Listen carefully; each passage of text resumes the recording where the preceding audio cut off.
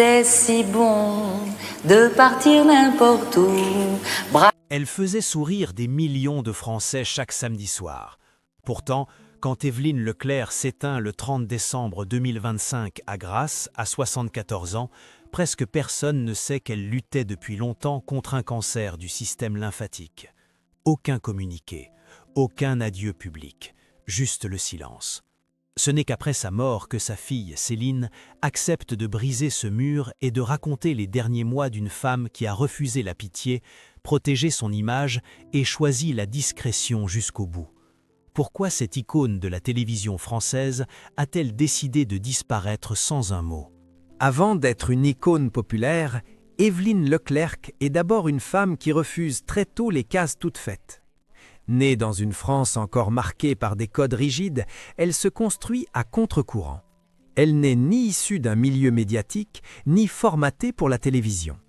Son parcours commence loin des projecteurs, dans une époque où le petit écran reste un univers largement masculin, hiérarchisé, peu enclin à laisser émerger des personnalités féminines libres et audacieuses. Lorsqu'elle arrive à la télévision, Évelyne comprend immédiatement une chose essentielle. Pour exister, il faut être vrai. Pas lisse, pas interchangeable. Elle impose un ton, une présence, une façon de parler qui tranche avec les animatrices sages et effacées. Sa voix est directe, son regard franc. Elle ne joue pas un rôle, elle est là, pleinement. Cette authenticité devient rapidement sa signature. Le grand public la découvre véritablement au milieu des années 1980 avec Tournée Manège. Le programme, en apparence léger, bouleverse en réalité les habitudes télévisuelles. On y parle de désir, de choix, de rencontres. Évelyne n'y est pas une simple présentatrice. Elle incarne une nouvelle manière d'exister à l'écran. Une femme qui écoute, qui relance, qui ose sourire, mais aussi se taire quand il le faut. Elle ne juge pas, elle accompagne, elle observe, elle comprend. Très vite, son visage devient familier. Des millions de téléspectateurs la reconnaissent, s'attachent à elle, projettent sur sa personne une image rassurante. Pourtant, derrière cette proximité apparente, Évelyne garde une frontière nette entre sa vie publique et sa vie privée. Elle refuse de tout livrer. À une époque où l'exposition médiatique commence déjà à dévorer les individus, elle choisit la retenue. Ce choix n'est pas une peur, c'est une stratégie, une protection. Ce qui distingue aussi Évelyne, c'est sa modernité. Elle ne correspond pas aux normes de la femme de télévision des années 1980. Elle parle librement de relations, d'âge, de désir. Elle ne cache pas ses opinions, ni son regard sur les hommes, ni sa vision de l'indépendance féminine. Cette liberté déroute parfois. Elle fascine souvent. Elle dérange aussi.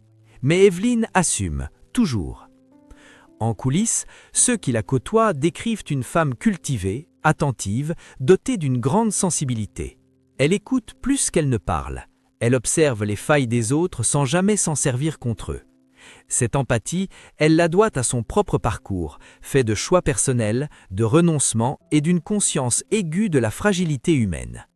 Déjà, bien avant la maladie, Évelyne apprend à disparaître par moments, à se retirer quand le bruit devient trop fort. Cette capacité à s'effacer volontairement, à préserver son espace intime, annonce sans le savoir la manière dont elle affrontera plus tard l'épreuve la plus douloureuse de sa vie. Le succès de Tournée Manège propulse Évelyne Leclerc au rang de figure incontournable de la télévision française. L'émission devient un rendez-vous familial, un rituel du samedi soir. On allume la télévision pour les candidats, bien sûr, mais aussi pour elle. Sa présence rassure. Sa manière de conduire l'émission apaise. Elle ne cherche jamais à voler la vedette, elle laisse la place aux autres, tout en restant le point d'ancrage du programme. À cette époque, la télévision française fonctionne encore selon des codes très précis.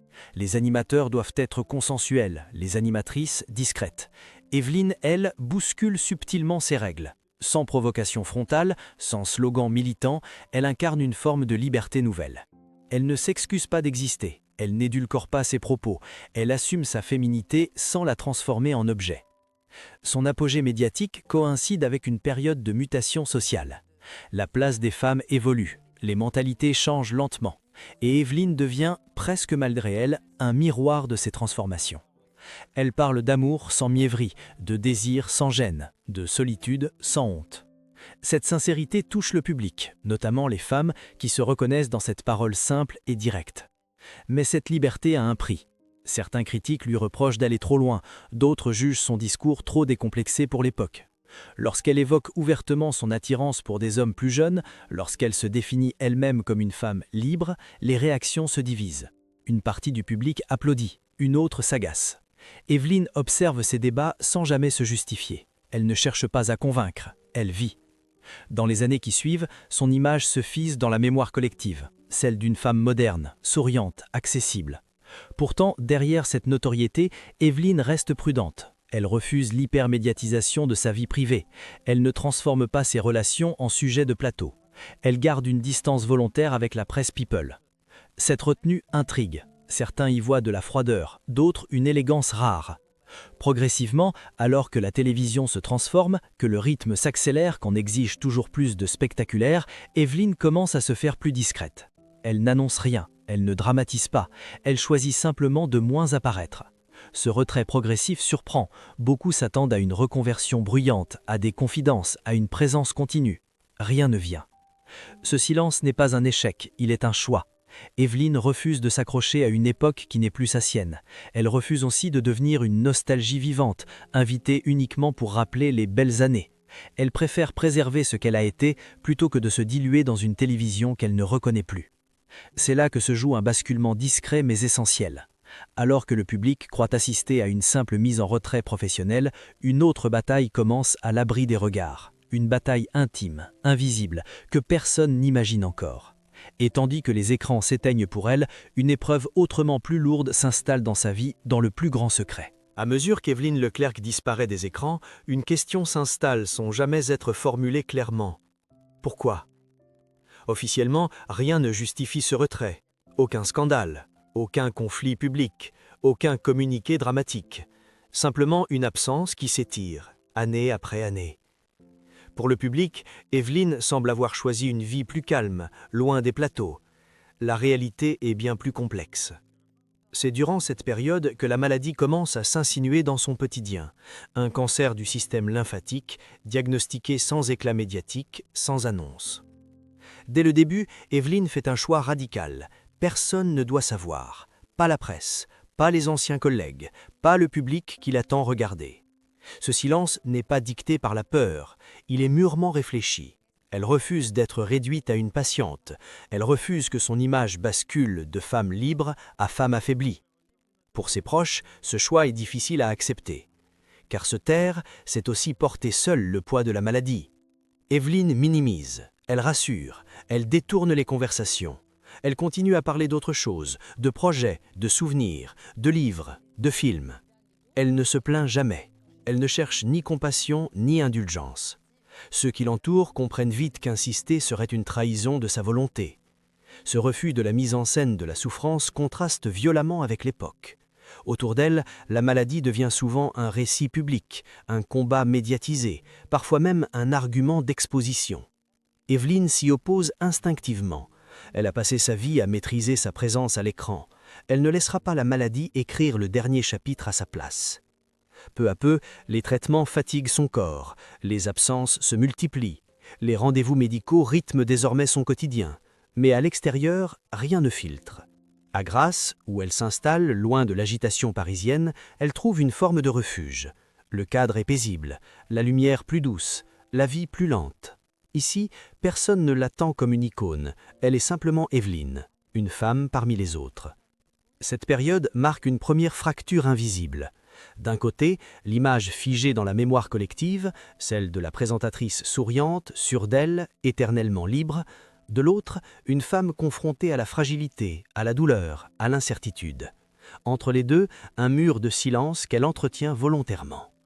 Avec sa fille Céline, le lien se resserre. Les échanges deviennent plus intimes, plus essentiels.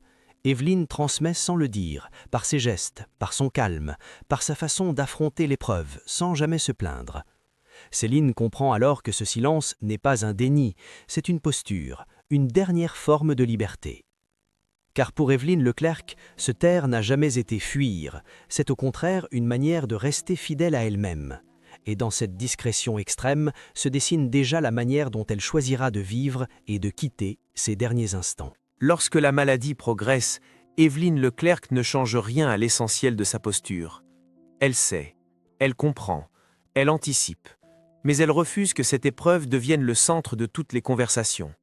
Pour elle, la souffrance n'a pas vocation à être partagée avec le monde entier.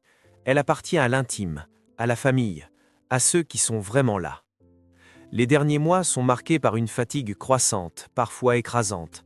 Les traitements affaiblissent son corps, mais jamais sa volonté. Évelyne organise son quotidien avec une rigueur presque militaire. Les horaires, les rendez-vous, les moments de repos. Elle ne laisse rien au hasard, comme si maîtriser le rythme de ses journées lui permettait encore de garder le contrôle sur ce que la maladie tente de lui prendre. Céline, sa fille, devient alors un pilier. Elle observe cette mère qui, malgré la douleur, continue de protéger les autres. Évelyne ne veut pas inquiéter, elle minimise les symptômes, elle esquive les questions. Elle sourit, parfois par réflexe, parfois par courage.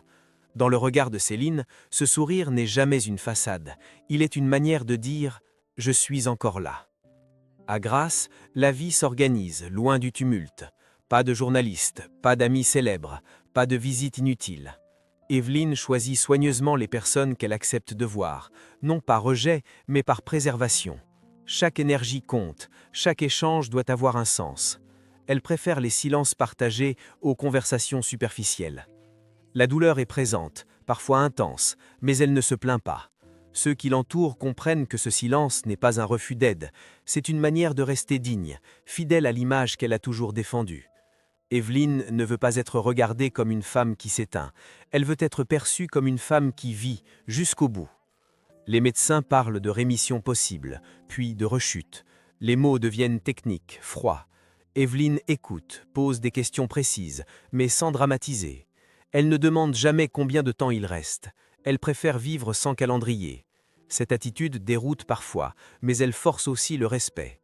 À mesure que les forces déclinent, les gestes deviennent plus lents, les sorties se font rares, les journées s'étirent dans une forme de calme étrange. Pourtant, Évelyne reste lucide, présente. Elle évoque des souvenirs, des moments de télévision, des rencontres marquantes, mais jamais avec nostalgie. Elle ne revisite pas le passé pour s'y réfugier, elle en parle comme d'un chapitre accompli. Dans les dernières semaines, la maladie gagne du terrain. Le corps lâche peu à peu, mais l'esprit reste clair. Évelyne donne des consignes discrètes, rien d'officiel, rien d'écrit pour le public, juste des choix simples, rester à Grasse, entouré des siens, ne pas être exposé, ne pas être transformé en symbole de souffrance. Le 30 décembre 2025, Évelyne Leclerc s'éteint paisiblement, entourée de sa famille. Pas de drame, pas de scène spectaculaire, une fin à son image, sobre, maîtrisée, profondément humaine. Céline racontera plus tard ses derniers instants sans pathos, avec pudeur. Elle dira simplement que sa mère est partie comme elle a vécu, en femme libre. Ce moment marque une rupture définitive entre l'image publique et la réalité intime. Le public découvre après coup ce combat mené dans l'ombre, et beaucoup comprennent alors que ce silence n'était ni une fuite, ni une omission. C'était un choix conscient, une dernière affirmation de soi face à l'inéluctable. Après sa disparition, certaines vérités jusque-là enfouies refont surface. Non pas sous forme de scandale, ni de révélations tapageuses, mais à travers des paroles rares, mesurées, presque pudiques.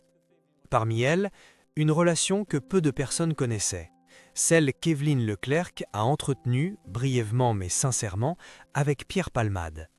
C'est l'humoriste lui-même qui évoque cette histoire dans son autobiographie. Il ne parle pas d'un grand amour romanesque, ni d'une passion destructrice. Il décrit une rencontre à un moment fragile de leur vie respective. Deux êtres lucides, deux solitudes qui se reconnaissent. Évelyne n'était ni une figure maternelle, ni une confidente de passage. Elle était une femme attentive, capable d'écoute, de douceur et d'une compréhension rare des failles humaines. À cette période, Pierre Palmade traverse ses propres turbulences. Évelyne, sans jamais juger, sans chercher à sauver ou réparer, offre une présence. Elle ne promet rien, elle n'exige rien, elle vit l'instant avec sincérité. Cette relation, courte mais marquante, révèle une facette essentielle de sa personnalité, sa capacité à aimer sans se trahir, à s'engager sans se perdre. Ce témoignage éclaire d'un jour nouveau l'image souvent simplifiée que le public avait d'elle. Derrière la femme libre, parfois caricaturée pour ses déclarations audacieuses, se trouvait une personne profondément empathique. Evelyne comprenait les zones d'ombre. Elle savait que chacun porte ses combats invisibles. Peut-être parce qu'elle-même avait appris, très tôt, à avancer sans se plaindre. Cette discrétion affective n'était pas un hasard. Evelyne a toujours refusé d'exposer ses relations. Non pas pour honte, mais pour respect. Respect de l'autre, respect d'elle-même. À l'inverse d'un monde médiatique avide de confidences, elle a choisi la retenue. Ses amours lui appartenaient. Elles n'étaient pas des trophées, ni des récits à consommer. Cette manière de vivre les sentiments résonne fortement avec son choix de taire la maladie. Dans les deux cas, il s'agit du même geste, garder l'essentiel à l'abri. Ne pas laisser les regards extérieurs définir ce qui relève de l'intime. Evelyne ne voulait pas être expliquée, elle voulait être vécue. À travers ses confidences tardives, une cohérence paraît. Celle d'une femme qui a toujours maîtrisé son récit, non pas par contrôle excessif, mais par fidélité à ses valeurs. Aimer sans bruit, souffrir sans spectacle, partir sans mise en scène. Ces vérités, révélées après sa mort, ne cherchent pas à réécrire son histoire, elles la complètent. Elles montrent qu'Evelyne Leclerc n'était pas seulement une figure publique marquante, mais une femme profondément humaine, capable de liens sincères, de tendresse silencieuse et d'une grande lucidité face à la fragilité des autres, comme à la sienne. La disparition d'Evelyne Leclerc n'a pas provoqué de choc médiatique immédiat. Pas de breaking news tonitruante, pas de débats interminables sur les plateaux. Et pourtant, dans les jours qui ont suivi l'annonce de sa mort, une émotion sourde a traversé la France. Comme un souvenir qui remonte lentement, comme une présence que l'on croyait lointaine, mais qui n'avait jamais vraiment disparu. Ce que révèle son départ, ce n'est pas seulement la fin d'une carrière emblématique, c'est la cohérence rare d'un parcours. Evelyne a vécu comme elle a voulu. Elle a aimé comme elle l'entendait. Elle a travaillé sans se renier. Et face à la maladie, elle a choisi la même ligne de conduite, la dignité, la discrétion, la maîtrise de son propre récit. Dans un monde où tout s'expose, où la souffrance devient parfois un spectacle, son silence interroge. Il dérange même, parce qu'il nous renvoie à une question essentielle. Avons-nous encore le droit de vivre et de mourir à l'abri des regards ? Evelyne Leclerc a répondu à sa manière, sans discours, sans manifeste, par un simple choix de vie. À travers les mots de sa fille, à travers les souvenirs de ceux qui l'ont aimée, se dessine le portrait d'une femme moderne avant l'heure. Une femme qui n'a jamais demandé l'autorisation d'être elle-même. Une femme qui a refusé d'être réduite à une image, qu'elle soit celle de la star ou celle de la malade. Aujourd'hui, son histoire résonne autrement. Elle ne parle pas seulement de télévision, ni de célébrité. Elle parle de liberté intime, de courage silencieux, de cette force tranquille qui consiste à rester fidèle à soi jusqu'au dernier souffle. Evelyne Leclerc n'a pas fait ses adieux au public. Elle n'en avait pas besoin, car en choisissant le silence, elle a laissé derrière elle quelque chose de plus durable qu'un discours. L'exemple d'une vie menée sans compromis et d'une fin affrontée sans peur.